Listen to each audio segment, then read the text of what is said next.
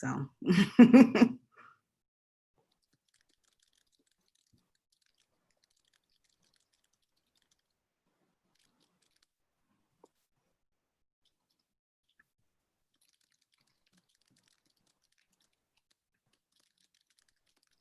Okay, everyone has been let in, so I think we're good to go. Great. We're ready to get started.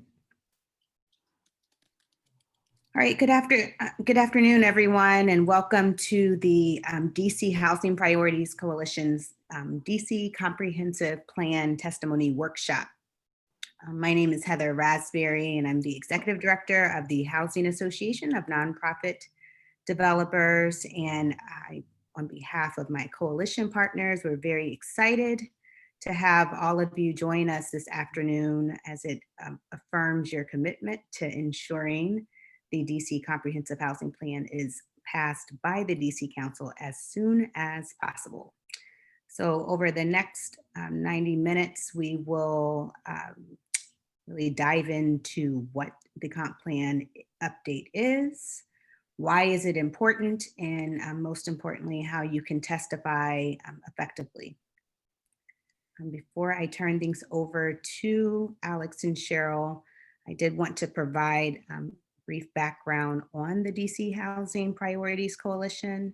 So if we could go to the next slide, Hallie, that has some details around our guiding principles. The coalition was actually formed 4 years ago with the intent of updating the DC Comprehensive Plan, and we have 10 guiding principles that still remain the coalition's North Star today. So number 1 is meet the housing demand and equitably distribute housing. Number 3 is best utilize areas near transit. 4 is include families, ensure homes for people of all income levels and of all household sizes, including families. Number 5 is prioritize affordable housing as a community benefit. Number 6 is to preserve existing affordable housing. Number 7, importantly, is protect tenants. 8 is support neighborhood commercial corridors. 9 is clarify zoning authority. And last is to improve data collection and transparency. With that, I'll turn things over to Alex. Hi, everyone. My name is Alex Baca. I'm the housing program organizer with Greater Washington. I just want to thank everybody for being here today. I assume some people are going to jump in. I'm going to give a brief overview of the comp plan and how we got here and turn it over to Cheryl. I have exactly 4 minutes, so I'm going to time myself and try not to waste any of them. But I do want to thank everybody for joining us on a Tuesday afternoon to talk about this super complex and long-running document that I have come to love, but can be challenging from time to time. So with that, let me switch screens around and get myself on my slide deck. So, I think what is really grounding us as a coalition is this map. This is from the Housing Equity Report, the Housing Framework for Equity and Growth, which Office of Planning released with its amendments to the rest of the comp plan last year. It contains this map, as well as some other figures on the distribution of affordable housing in DC. This is actually contained in a new section in the proposed comp plan. So that language, when we're asking you to support Office of Planning's amendments, it's coming from a place of wanting to support this map or efforts to redistribute this map, because as you can see, it's very obvious where there's affordable housing and where there's not. I don't feel like I actually need to call out Rock Creek West because its dot is really tiny, but yeah, there's not a lot of housing in Upper Northwest that's affordable as a rule. So next slide, please. So the comprehensive plan, as you can see, establishes a vision of the future. It's got a whole bunch of stuff in it, including goals, policies, and actions. A thing I try to remind of is that the comp plan is not self-executing. It can't really make these things happen, but it can set the foundation for future policy, whether that's zoning changes, whether that's affordable housing finance, whether that's a number of other practices and protocols of legislation passed by the council.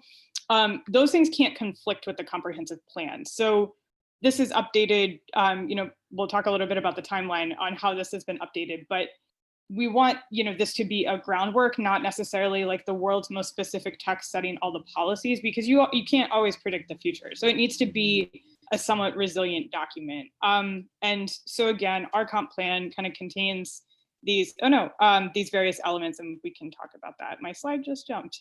We can go next.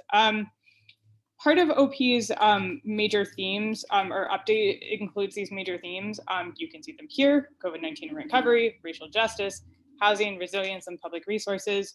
All of this is available, by the way, on plandc.dc.gov. A lot of the Office of Planning materials that we're showing you here are available there if you need to follow up with them, and we will be sure to get that to you when we're done.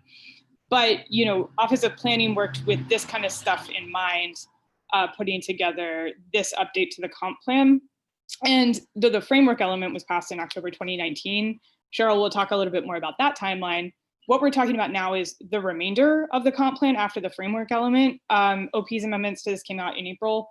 And some of these themes like fit in with like the obviously current events of what has gone on in the past few months, but they are relevant to this update and really do play a role in bringing that into the future, I think. Next slide, please. So the comp plan contains, we skipped that, okay.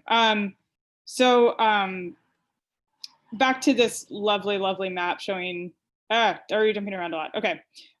There's two maps in the comp plan. You get the generalized policy map and the future land use map. The generalized policy map identifies opportunities for future planning. The future land use map zooms in a little bit and identifies the general uses for areas. Next slide.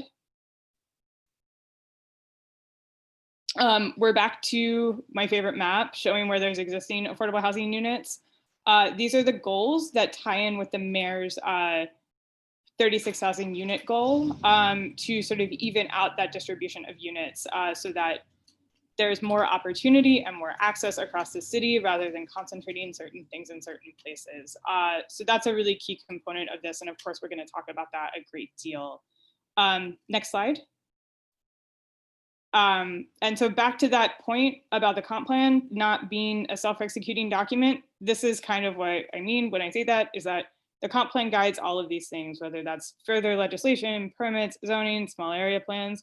There's a lot of things that we could talk about, and this is meant to prepare you to testify. So I don't want to go too deep into these, although I think everyone on this call is happy to follow up with you separately if you have any questions. All of that is to say that these things flow down from the comprehensive plan.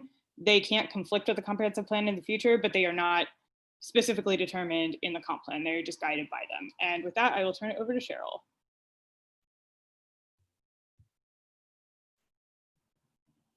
Cheryl, you're muted. Sorry. Okay. I'm Cheryl Court with Coalition for Smarter Growth. I just wanted to go over where we are in terms of the timeline. This is taken too long. The last major rewrite to the comp plan was in 2006, and then there was sort of a minor update in 2011. I would say this is a significant update, but not a full rewrite of the comp plan. And so it started in around June 2017, when there was a call for people to contribute updates and their amendments, and there was there had actually being 3,000 amendments. Housing Priorities Coalition submitted a lot of amendments. A lot of other people did too. And then what came forward was in January of 2018. It was the framework element is the first chapter of the comprehensive plan, and so that was actually what was introduced to the DC Council for their review. That took a very long time. There was a huge hearing, and the framework element was finally passed in October of 2019. So it sat a long time at the DC Council.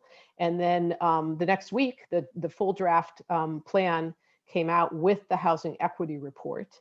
And then from there, there was another round of, housing equity report had a lot of public outreach as well. I don't know if folks were a part of those workshops. But then in the final comment period was extended for this last draft, the October draft, to January and February of 2020, and there was a lot of engagement with various groups and residents, and ANCs submitted a lot of comments as well. And so from there, as nobody will forget, in March was basically when the pandemic and COVID slammed our city and the world, and we pretty much shut down. So we sort of were able to get all that public engagement prior to that, to the close of comment, and then Office of Planning did some more work and came out with kind of the final, the mayor's draft to give to the council for approval in April. And so that's where we are today, is in October. We're looking at council hearings to review this, the mayor's draft. And our goal is to adopt the comp plan by the end of this year. And then in terms of like longer run, we will expect a full rewrite of the comp plan to start sometime in 2023. Going to the next slide. My slides are sticky. Let's see.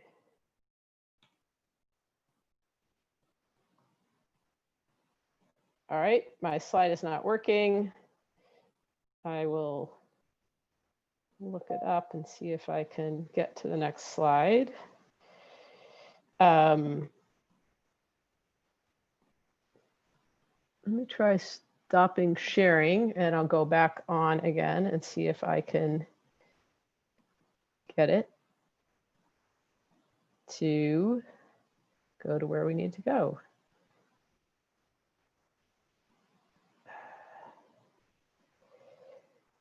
Okay. All right. Sorry about that. Uh-oh. So my screen, does it say timeline or does it say something else? It says timeline. Oh, I see okay. timeline, and now it just Okay. advanced.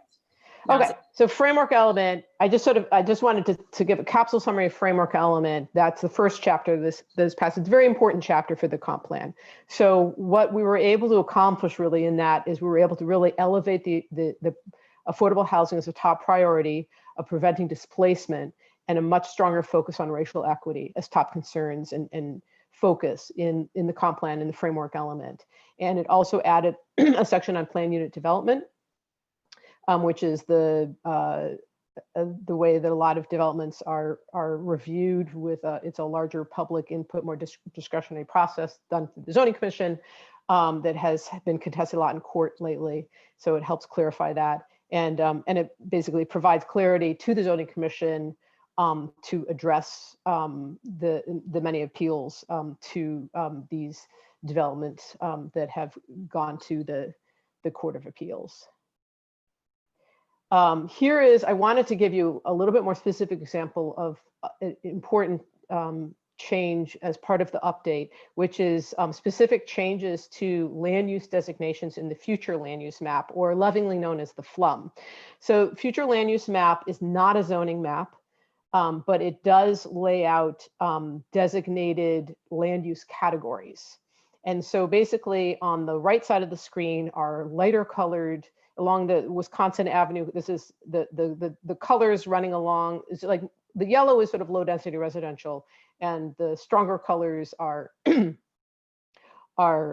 mixed use or higher density. And so basically what you see are specific changes to parts of the Friendship Heights and Tenleytown Metro Station, specifically, that basically darken the color. And basically that's going from a lower density designation, like a moderate density, to a medium density, or from a medium density to a higher density designation for a mix of residential and commercial uses. And so that's how the future land use map is done. It's each of these are specific changes that actually has a number attached to it. You can go and read what that number is. Here's from Deanwood, from Ward 7. This is also an example where you see that typically you see little changes around, often focused around metro stations, like the Deanwood Benning Road Metro Station, or around Minnesota Avenue. And then the other companion to the future land use map changes in the comprehensive plan is something that's actually happening right now at the Zoning Commission, and that's expanding affordability requirements through an upzoning. So basically, if you have a parcel in one of these areas that has darkened its intensity, basically go from a moderate to a medium density land use designation, you could then take that as the property owner to the Zoning Commission and say, I would like to rezone my property to one of these other zones that I think is a better reflection of what is meant by now this new medium density zoning. And so as a part of that, the Zoning Commission is looking at an expanded inclusionary zoning requirement, which would require a larger set aside if you do that if you do an upzoning. So you will have a larger set aside, up to a 20% set aside of affordable inclusionary zoning units. Affordability is 60% median family income for rentals, because of 80% AMI for ownership. And that is the end of sort of like the general description. So next, actually, Hallie, can you make Melissa Bondi a co-host? I am one. I think Hallie. Oh, you are one. Oh, okay, sorry. That's no, it's good. Actually, is Melissa next or is Donnie next? I don't have my agenda in front of me. I think it's Melissa. I think it's me, and Okay. then Donnie. But we can go in whatever order we like. I'm flexible. Hi, everybody. I'm Melissa Bondi. I work at Enterprise Community Partners, proud member of the Housing Priorities Coalition. What I'm going to talk about just for a few minutes is really thinking about how to take some of the complexity of the comp plan for those who are more generalists, but wish to participate in the public process and to urge adoption, on ways we might frame or think about talking about the comp plan to elected officials who may not already be persuaded to agree with us on both the timeliness and the substance and content of what we're trying to accomplish through adoption of the comp plan. So I am going to share my screen. Give me one moment while I do that.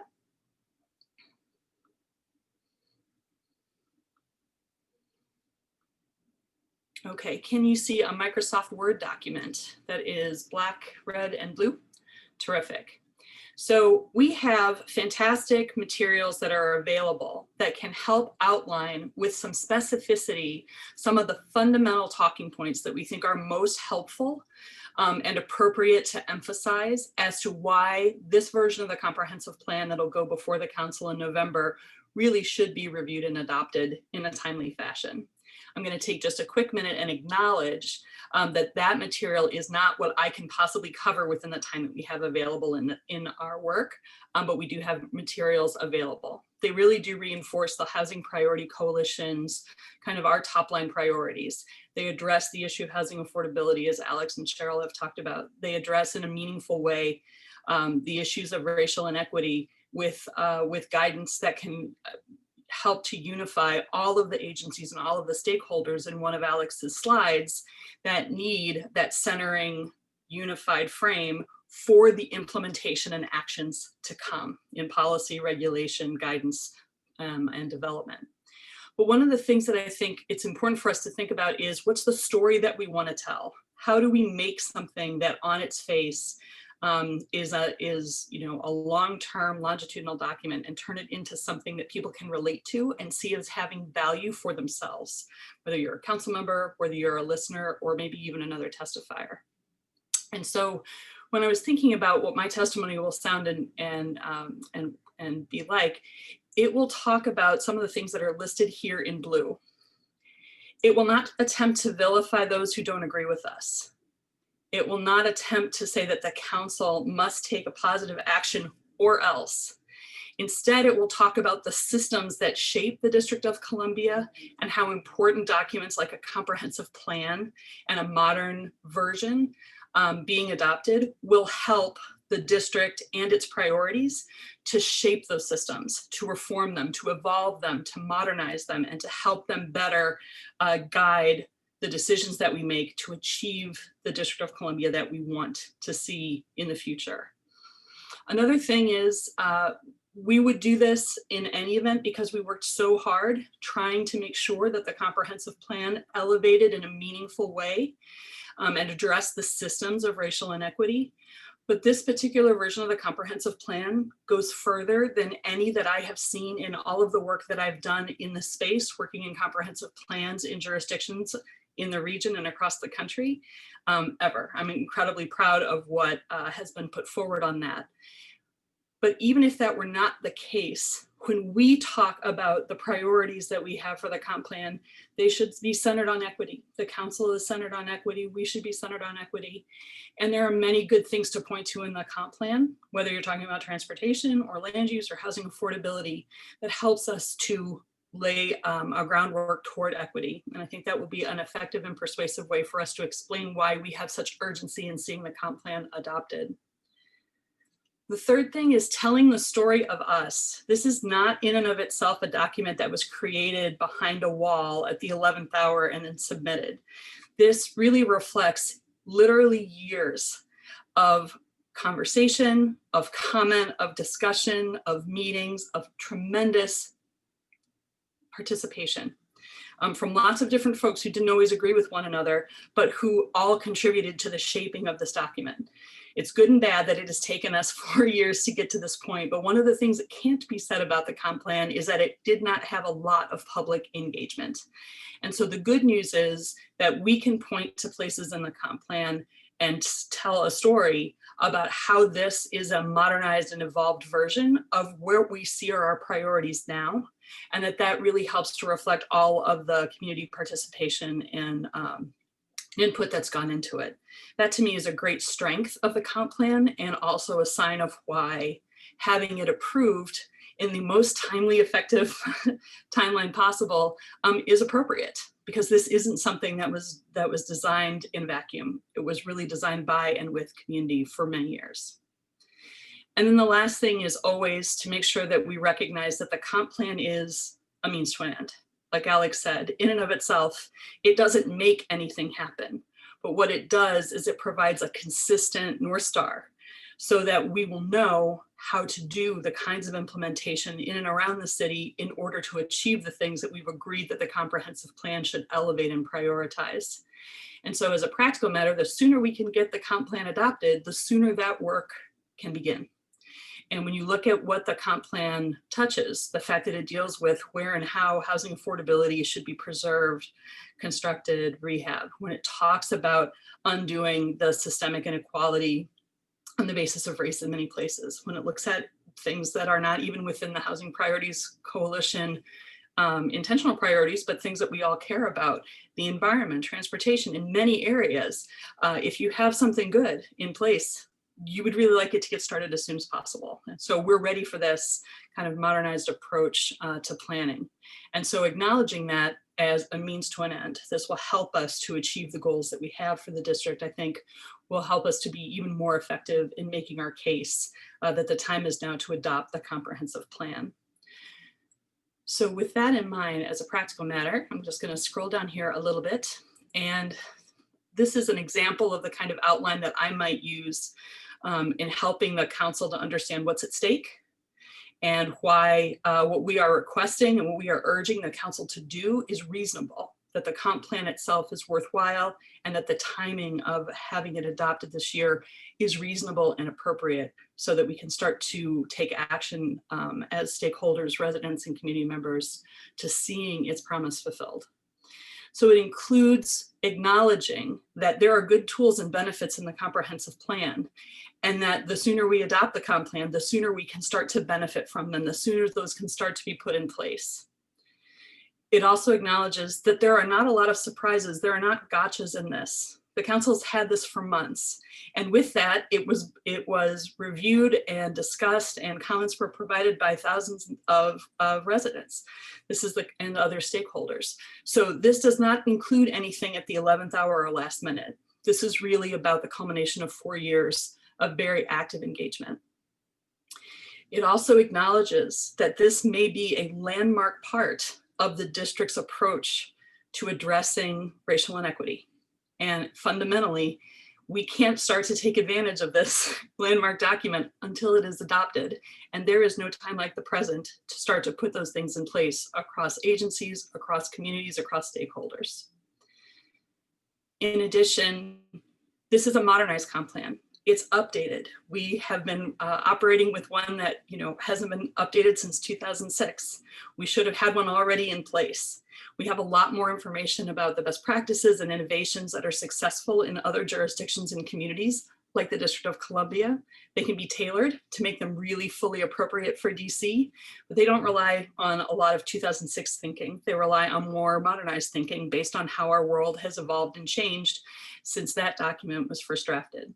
That's not to say there's nothing in the 2006 comp plan that's appropriate, but we've encountered a lot of both challenges, and we've also learned and grown as to what the district's needs are, which are very, very different than they were in 2006. So the time is right to adopt the comp plan so that we can start to reflect in our planning documents and our guiding principles, those things that we already know we need now and in the future. So as a practical matter for me, I think that kind of framing will be particularly helpful and effective for those who are content experts and want to go deep dive on the area elements they know best or that they are technically proficient in. I think that would be extremely helpful.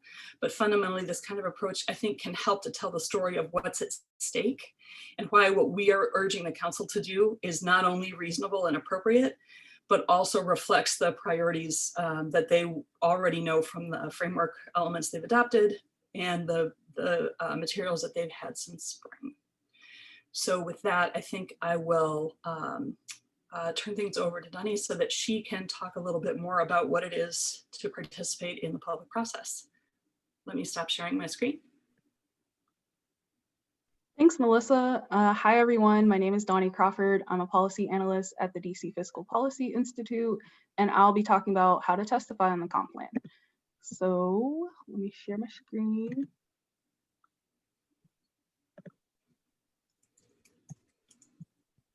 Good. I can only see some of you. Cheryl, Alex, can you see it? Okay, cool.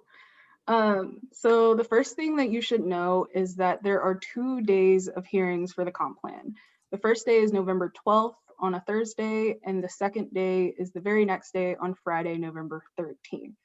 There are 3 ways to testify. Today we will be focusing on the virtual live hearing, but the other 2 ways that you can testify are by submitting written testimony, which can be submitted to cal@dccouncil.us, and you can submit written testimony through December 3rd at 5 p.m. Or if you would like, you can also submit voicemail testimony that will later be transcribed for the committee. And you can submit that by calling 202-430-6948. But again, the virtual live testimony is definitely the most effective way to testify because you're guaranteed that the committee is actually hearing from you. We never know if the committee actually reads all of the written testimony, so that's why the virtual one is most effective. This will take place on Zoom or the council's version of Zoom, which is WebEx. And we recommend that you sign up as soon as possible because the committee has said that they may limit participation. So the last day to sign up is November 9th at 5 p.m. But again, sign up as early as possible. And if you require spoken language interpretation or sign language interpretation, you should let the committee know at least 5 business days in advance. So that would be November 5th if you're signed up on the first day, or November 6th if you're signed up on the second day. And again, you can use that same email, cal@dccouncil.us, in order to get the interpretation. So after you sign up, the committee will send you a link to the hearing with further instructions on everything that you need to know for the virtual hearing dates. Hopefully this will be submitted to us by November 10th, and hopefully we'll all be accommodated. Each witness has 3 minutes to testify, and if you're testifying on behalf of an organization, only 1 person per organization can testify, so keep that in mind. The committee likes to see testimonies in advance, and if you submit your testimony to the committee by November 10th at 5 p.m., it will be posted on the chairman's website in advance. And we also encourage you to submit your testimony in advance, because when you're testifying, that allows the committee members to follow along as you're speaking, to clearly see your recommendations.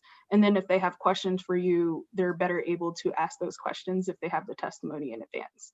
But once again, they will accept testimony through December 3rd. If you need more time writing, or if you decide to update your testimony after you hear from witnesses over the first 2 days, you can do that as well. They do accept updated testimonies.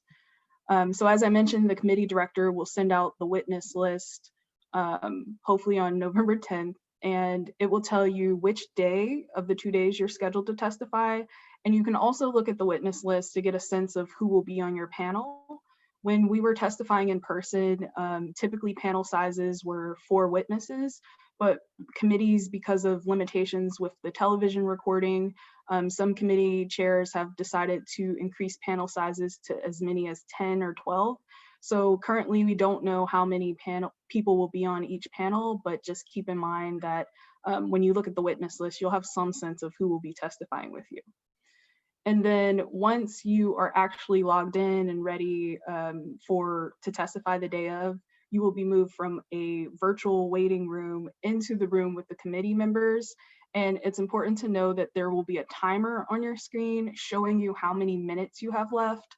That's really important because we have seen, as I'll say later, committee staff members are starting to cut people off once you go over 3 minutes. So if you have half of your testimony on half your screen and then the timer on the other half to keep track of how many minutes you have left, that would be best.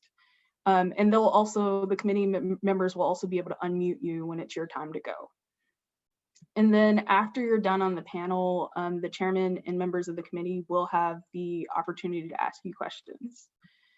So some tips and tricks that we put together based on our experiences of testifying virtually since March. If you don't get the witness list on time, don't panic. You can always reach out to the committee director and they'll be more than willing to send you that before you testify, so you know which day you go. And once you do receive the witness list, sometimes you may have scheduled meetings in between the time that you signed up and when you're testified to go, when you are testifying. So you can reach out to the committee director to see if you can be moved up or pushed back depending on what meetings you might have that day. And similarly, some other witnesses may not show up because of their obligations. So I like to monitor the hearing throughout the day that I'm expected to go, just to see if I am bumped up further on the list if a lot of people don't show up. So just keep that in mind. Make sure you look at the hearing and see what number they're on. Most of the committees have recommended that we log on about 10 to 15 minutes in advance to when you're expected to testify. And this will likely be in the instructions that you receive when you get the witness list, but standard has pretty much been 10 to 15 minutes. And this will also give you the opportunity to check your audio and see how your lighting looks and those types of things in advance to being on the live feed. You only have 3 minutes again, so practice timing yourself. That's really important. I like to do that before the hearing, of course. And if you're unable to condense a longer written testimony in 3 minutes, that's okay. Just be sure to make sure you're hitting all your main points in the spoken testimony, because that's most important. That's when you have your time to shine. So, and I already mentioned, don't be surprised if your mic gets cut off. It's nothing about you. It's just they're trying to keep the panel limited, again, 3 minutes per person. I personally don't have a printer, so I've been using, as I said, half my screen has been the testimony that I have on Microsoft Word, and then the other half has been WebEx, and that way I'm able to see the timer as I'm reading. And if you don't know the answer to a question asked to you after you finish testifying by the council, feel free to say that. Like, you can be honest about that. That's probably the most nerve-wracking part for me, because I'm always like, what are they gonna ask me? What haven't I thought of? I don't want like a gotcha question. So again, yeah, just be honest if you don't know the answer. And sometimes you'll luck out if you're like, I don't know, number 100. And by that time, like, the committee is pretty much just trying to get through testimonies and they often will not be asking questions anymore. So keep that in mind. And if you have any specific inquiries that you want to ask the committee director, you can reach out to him. His name is Evan Cash, and his email is ecash@dccouncil.us. And then we just put together some standard language as you're starting to draft your testimony with those talking points that Melissa talked about.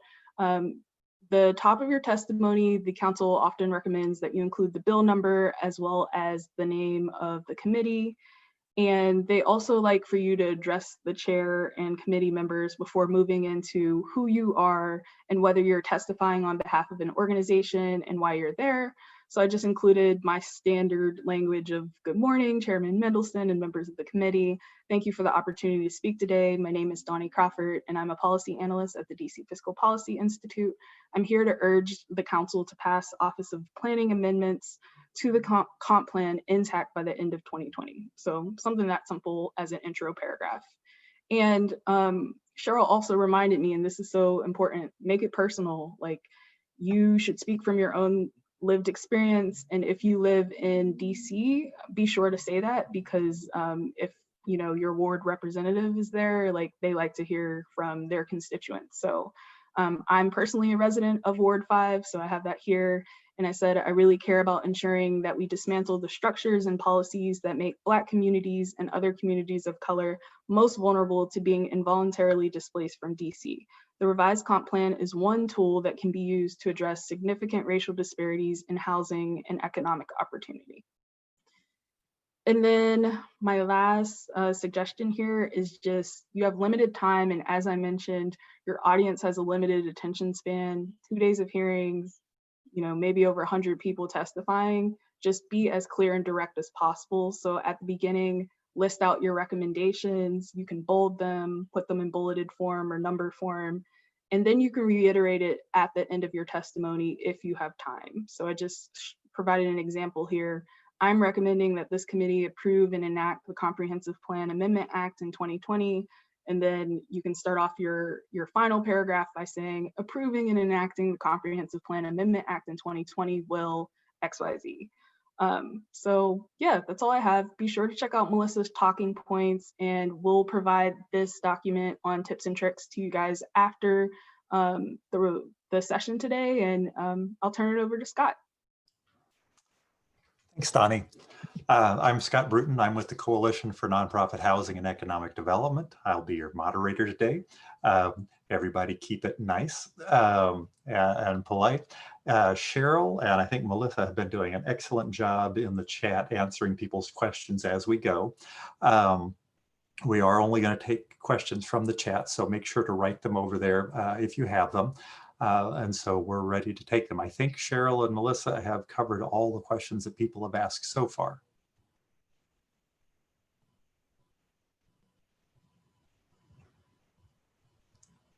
Or while people are thinking, brainstorm, oh, there we go. Ms. Kimmel, if you can type in.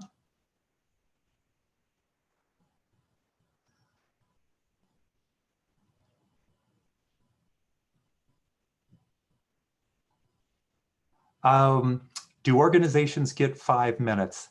I'm not sure. Most hearings, the council members have been shortening everyone to 3 minutes, individuals or council or organizations. And I would, to add on to what Donnie had said earlier, even though you will be listed in panels in the hearing, many council hearings are not even doing questioning by the council members anymore. And so you may get that, so be prepared just in case. But there are many of them that just run through one person to testify after another through several dozen people. And so you may or may not get to speak beyond your prepared testimony. So don't be offended if you're not asked. Scott, can I just follow up on that very briefly? Sure. Only to say that because of the really high profile topics like this, where we think there will be a lot of public participation, they are particularly sensitive to a couple of things. One is the recording of the hearings and making sure that they're within time frame for that.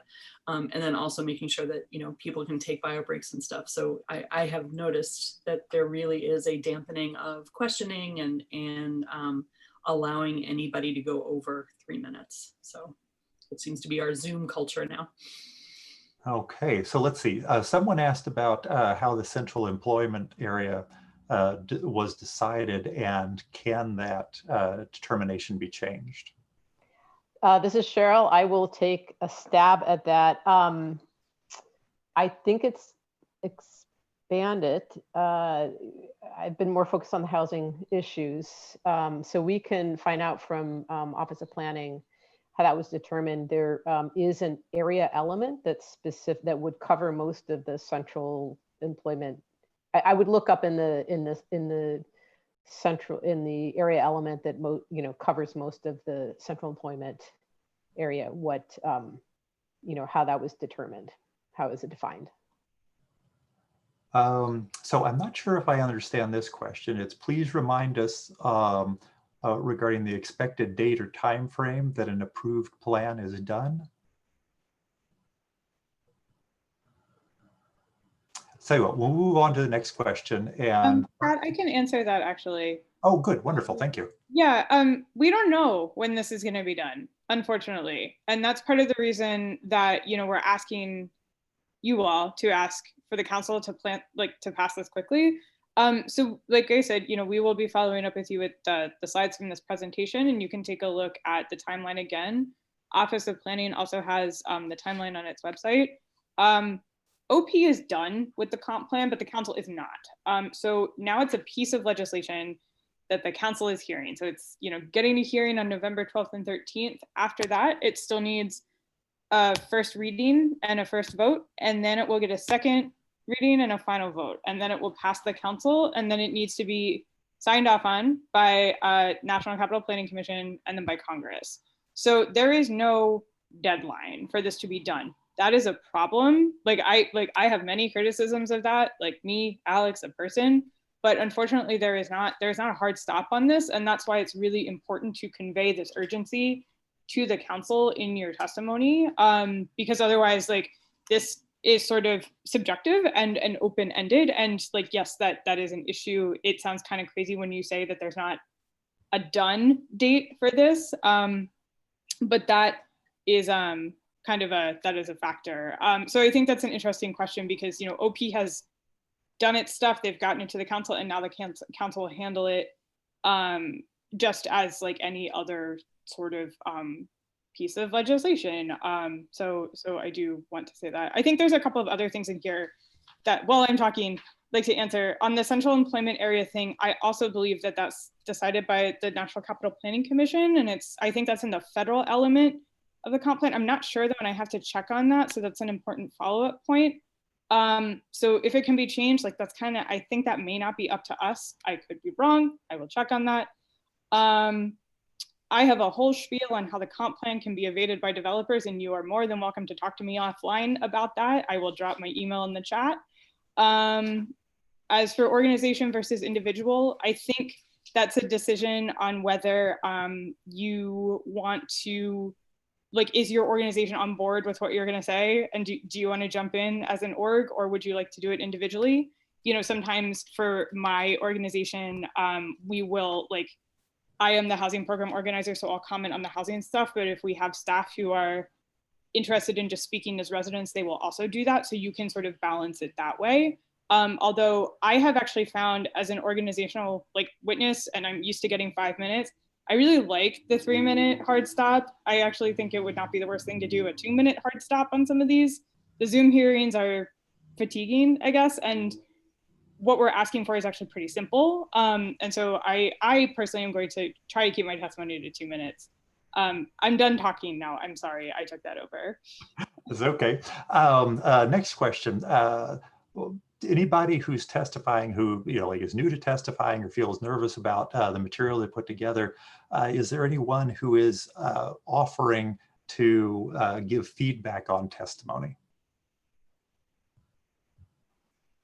Sure, I'll give feedback, but I know that Alex also published that she would be happy to give feedback. So yes, we'll make sure you get our emails. Absolutely, and I'll chime into that as well. Here's a I think good lots of people on this call would be happy to help you. We could all help you. You may get more help than you bargained for. Okay. And so some of the information that will be sent out after this will contain contact info for the folks who are interested in helping with developed testimony. Good question. Are you expecting a lot of opponents of the comp plan to testify?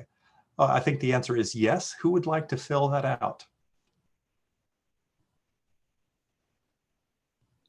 Yeah, probably. I mean, we won't know until we see the witness list, but I think it's fair to assume that like lots of people, like sure, like lots of opponents will sign opponents, whatever that means. We have not really defined who that is or what that is. If you take that to mean somebody who disagrees with you, you know, whatever. I want to be mindful of who we're referring to as opponents and what that means.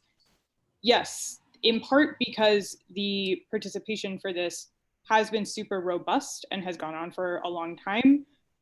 Lots of people have been activated on this in like more so than I've seen in other hearings. You know, like housing often gets a lot of attention because it is a pressing issue. So I expect lots of people to be there. I expect lots of people to be asking for things that we're not necessarily asking you to ask for. But regardless, you know, this is something that I think the council needs to hear support for, even if there aren't opponents there. So I think it's really important that you are there, you are present, even if your testimony is short, you know, you're saying what you mean about it. We've got 42 participants on this call. You know, some of those are the hosts of Subtract for us. You know, if 30 of you testify and say that you support this, like honestly, like that's a pretty amazing show of civic engagement that I think we could be all really proud of. Tom, I want to respond to you really quickly. The language that I plan to use and that I have been asking Juju Wash's supporters to use is pass OP's amendments intact. So that covers like all of those specific like upflummings. Like, yes, of course, you can really easily get into the weeds, but I think once you do, you kind of seed the game to people who can sort of like just say things that may not necessarily be accurate or may not be possible to achieve through this plan or whatever. So I feel like that's a broad statement that it's also specific in covering like OP's amendments are fine. We want to pass them intact. And I'm talking a lot. Again, I'm sorry, I will drop a link to sort of what we're asking for in the chat for that reason. But I'm also happy to talk about the like tactical language on some of this. If you want something a little bit more refined down from like Melissa's and Donnie's really amazing guidance on like the high level concepts and how to convince people on things. Okay, so the next one I guess is about what happens if we're successful and get these changes made in the comp plan. Will, say, for example, the Board of Zoning Adjustment be required to follow these changes? And can developers bank on being able to move forward and take advantage of these changes if they're made? Well, is that Gerald Hines' question about affordable housing? Yeah, so you know that's a really good question. So basically, with passing the updated comp plan and the future land use map, it should mean that if you're an affordable housing developer, that you can go to the zoning commission and say, hey, you know, I'm excited about this land use designation that takes my property from, you know, a moderate density designation to a medium density. And so I'd like to rezone it to be consistent with that. And in fact, my plans are to build a lot of affordable housing or all affordable housing. And so, you know, I'm hoping that's going to put me in a better position for this upzoning, basically. And it actually would be done by the it would be done by the zoning commission rather than the Board of Zoning Adjustment, probably. But yes, so the framing of the comprehensive plan, it has a much stronger emphasis on housing affordability, preventing displacement, and also depending on where the location of this is. If you are in a site that has been that is shown on the maps that are now in the comp plan to have a deficit of affordable housing, you should be in a better position to be able to build that affordable housing and get sort of a zoning designation that's going to support your ability to build that affordable housing. Okay, we've got a few questions from Reginald Black. Why is it important to pass the comp plan now? And related to that, do you believe the community members have had enough engagement? So I'll start with that. I would say the reason it's important is because in our current conditions, we are already seeing breakdowns in our ability to achieve goals that have emerged as being fundamental priorities of the District of Columbia on racial inequity, on lack of housing affordability, whether that's preservation, rehabilitation, new construction, and that's just within the areas that are for the Housing Priorities Coalition. There are also those who are working really hard on environmental protections who have a lot of their hopes and dreams incorporated into other elements of the comp plan, just as one example. The longer we go without actually establishing a new and more modernized and evolved approach for how to achieve common and core values, the longer we will not be able to make progress on actually achieving them. There are some great articles that have been produced in the press about what are the challenges while we are in this limbo state. And the limbo state is that we know that our existing comp plan from 2006 is supposed to be updated promptly every 5 years. So the longer we delay, after having done 4 years of public process, by which a lot of people contributed their own opinions, not all of whom agreed, understandably, that's very common in planning. But having gone through those really important conversations, meetings, giving everybody an opportunity to speak their piece, I think we're in a position now where we should be adopting it now, so we can take advantage of some of the new tools for implementation that can address some of those fundamental issues that candidly are not in the comp plan that we exist under today. So the longer we wait, the harder it will be for us to actually achieve the things that we say we want to accomplish in the district. Sure. And then Mr. Black had a follow-up question. This, I guess, is a bit of trivia that will take us back a few years. Anybody know how many amendments were recommended by community members to the comp plan?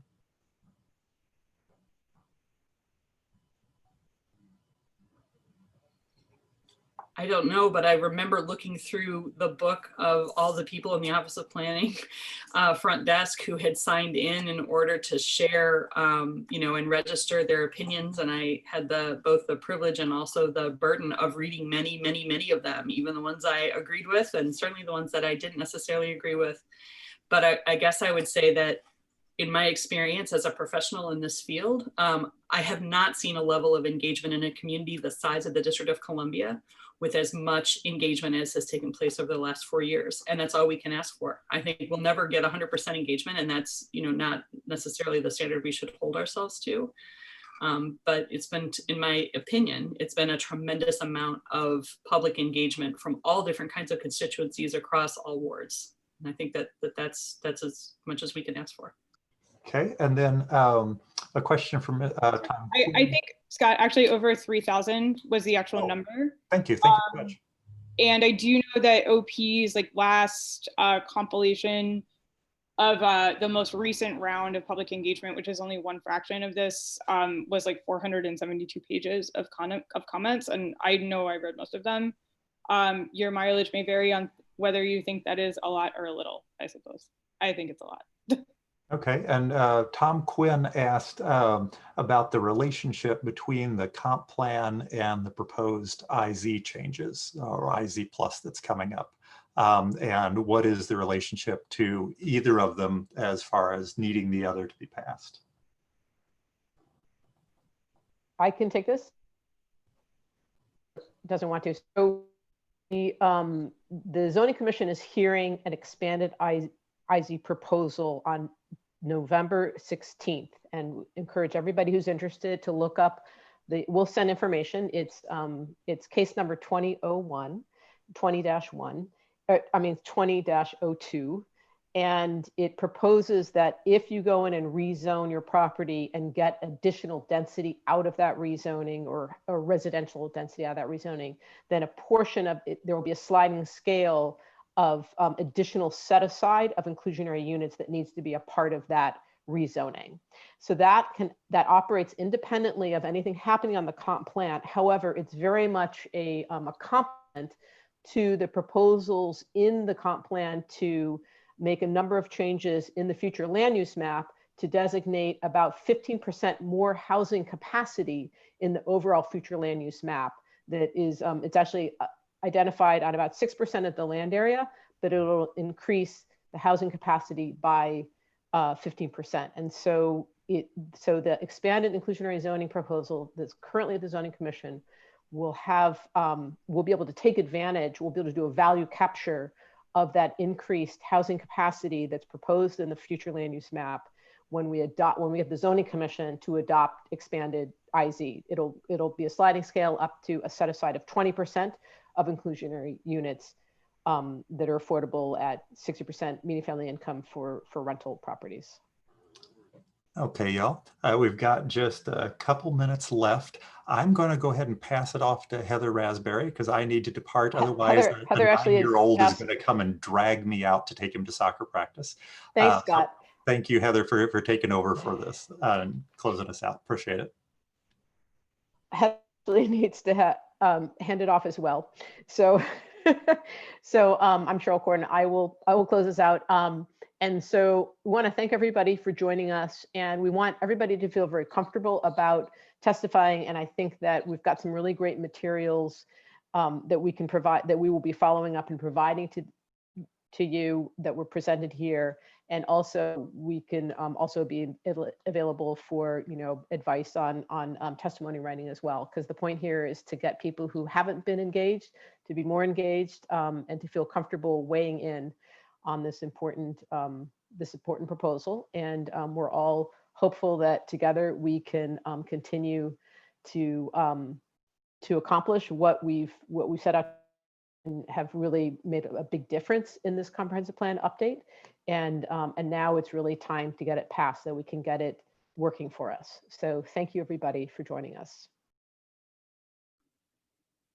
Thank you.